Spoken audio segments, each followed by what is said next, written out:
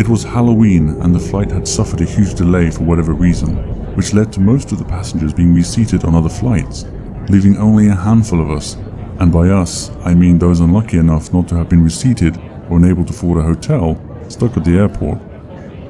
Despite the long wait, I actually preferred sharing the cabin with fewer passengers, which is something usually one could only accomplish in first class.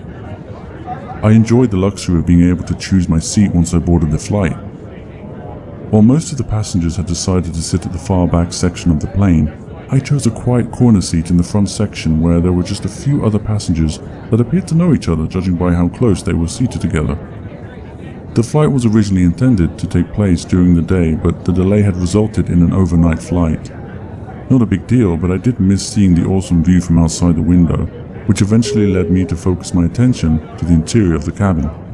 Despite the fact that most planes often appear larger on the inside, the enclosed space always made me feel a little uncomfortable and usually resulted in a persistent need for a distraction such as reading a book or listening to music. I was about to pull out my phone when I was suddenly approached by the flight attendant asking me if I wouldn't mind sitting with the other passengers. Albeit confused, I agreed to the unusual request since I was traveling fairly light and I figured there must have been a good reason for it, although I did regret asking why when I had the chance. Shortly after changing seats and settling in, the entire cabin plunged into an eerie silence. I probably wouldn't have thought that much of it had it not been for the conversations between the other passengers that had quickly faded into frightened whispers of shock and disbelief. Have you ever felt that strange sensation of the atmosphere around you instantly becoming heavy with sorrow and the thought of never being cheerful again? That's exactly what it felt like, and even more so as I looked to see what everyone was getting so upset about.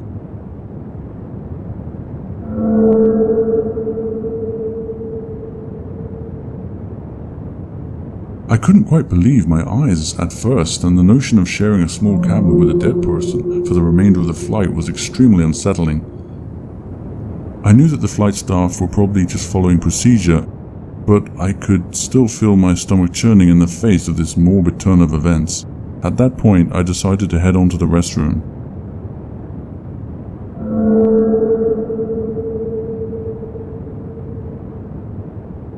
I eventually ended up just taking a breather and telling myself to get a grip. I wasn't the only passenger on the plane after all. After a few minutes of finally pulling myself together enough to try to get through the rest of the flight, a loud thud shook the door.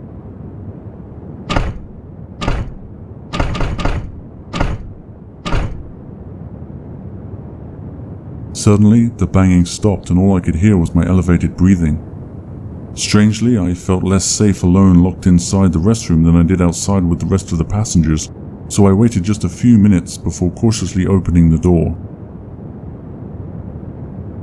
I couldn't see any sign of danger as I peered through the gap in the door and prepared to vacate the restroom. Just as I was about to discreetly return to my seat, the same flight attendant from before appeared out of nowhere, almost hitting me with the service trolley. It looked like she had just finished serving fresh beverages to some of the passengers, and I remember thinking how strange it was that she appeared oblivious to the loud banging on the restroom door that had occurred just moments prior. She remained completely speechless, and there was something off about the way she looked at me. You know that weird stare you give someone when you suspect they're onto you for whatever reason? I eventually broke eye contact and she continued down the aisle to serve drinks to the rest of the passengers. I quickly returned to my seat, having almost completely forgotten about the corpse that had been seated in the corner behind me. I still can't believe I managed to walk right past it without even noticing. I guess I was still a little distracted by the fact that none of the other passengers appeared to have heard the loud banging on the door either.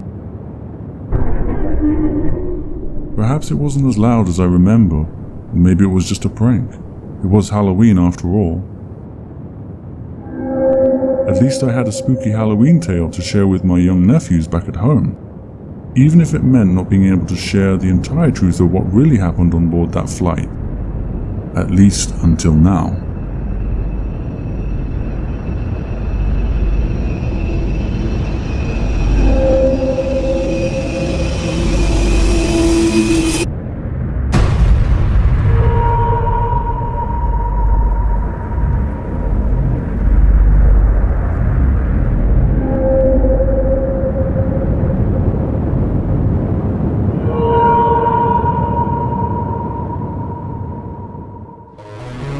Hey folks, thanks so much for watching. Please share, like and subscribe if you enjoyed this video. I write, narrate and animate all of the content on my channel, and your support is the only thing that really makes it possible. It's really tough, but I do try to publish new content every few weeks, so please smash that notification button so you don't miss out on any new releases from my channel.